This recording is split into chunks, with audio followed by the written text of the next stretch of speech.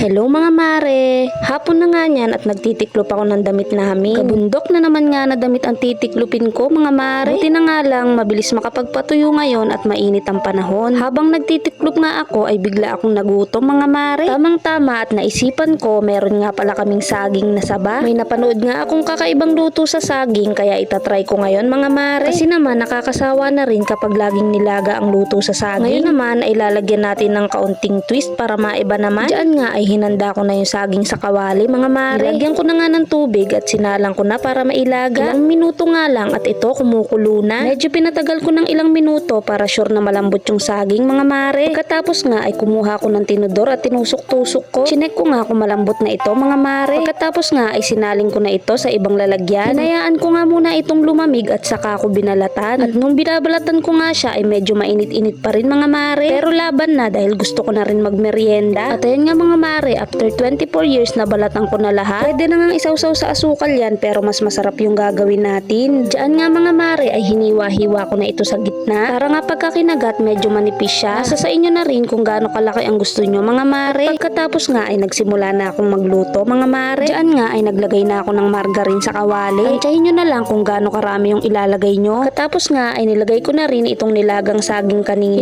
Hinalo-halo ko hanggat mag-combine yung margarine sa saging. Pagkatapos nga ay nilagay ko na rin itong condensed milk mga mare. Isang latang condensed nga yung ginamit ko sa 1 kilong saging. Pagkatapos nga ay nilagay ko na rin itong Nestle cream. Hindi pa nga luto ay nagugutom na ako dito mga mare. Paano ba naman itsura pa lang ay nakakagutom na. Masarap ngang kapartner nito mamaya ay juice o soft drink. Sa susunod nga mga mare ay itatry ko yung kamoting version na ganito. Parang masarap din kasi itong gawin sa kamoting baging. At ayan nga mga mare, pag kumukulo na at malapot na, pwede nang patayin ng apoy. Kumuha na nga ako dyan ng mangkok at excited na akong tikman. Pagka nga mahilig kayo sa matatamis ay magugustuhan nyo to mga mare.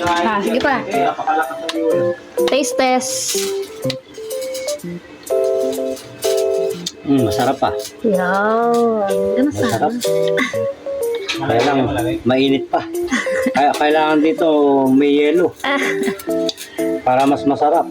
O diba mga mare, nagustuhan ng papa ko? At syempre, ako naman nagtitikim sa luto ko. Aba, mga mare, mukhang solve ang merienda ko ngayon. Try nyo na rin to mga mare. 3 ingredients lang, may masarap ka ng merienda. At ito nga, dumating pa yung anak ko. Sabi ko nga ay tikman niya mga mare kung okay sa kanya. At sabi naman niya ay okay naman daw mga mare at masarap. Nung matikman nga, ayan at napapasayaw pa. Kayo mga mare, anong merienda nyo? Happy tummy mga mare.